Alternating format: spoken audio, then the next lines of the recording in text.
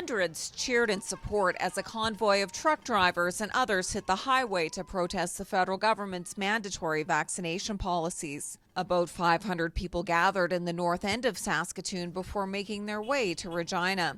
Many involved say they oppose the policy requiring truck drivers to get vaccinated to cross the Canada-U.S. border. This isn't about vaccinated versus non-vaccinated.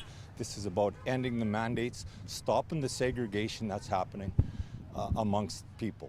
Many people came out to support the truckers, some saying they're against mandatory vaccinations and others restrictions. How many shots do people have to take? 3, 4, 5, 6? Haley Dawson says the policy infringes on human rights and the government has no right to tell people what to put in their bodies. It's all about freedom. It's your choice. You want to get vaccinated, fine. I have no problem with that.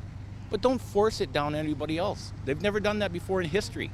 Premier Scott Moe says the federal government's policy is unnecessary with the public's access to testing. It's an unnecessary policy, and it's one that's going to have, unfortunately, potentially some significant impacts on us accessing essential services, including food that we need in our communities. The National Federation that represents provincial trucking groups denounced the convoy.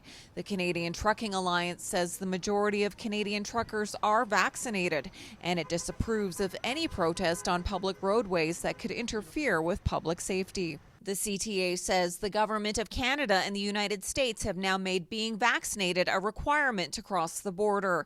This regulation is not changing, so as an industry, we must adapt and comply with the mandate. The only way to cross the border in a commercial truck or any other vehicle is to get vaccinated. Some disagree with the CTA's statement. Obviously, you see how many truckers are out here, so clearly they're not. Some came out to the highway to show their support. The convoy is expected to grow as it heads east and end in Ottawa January 29th with a mass protest.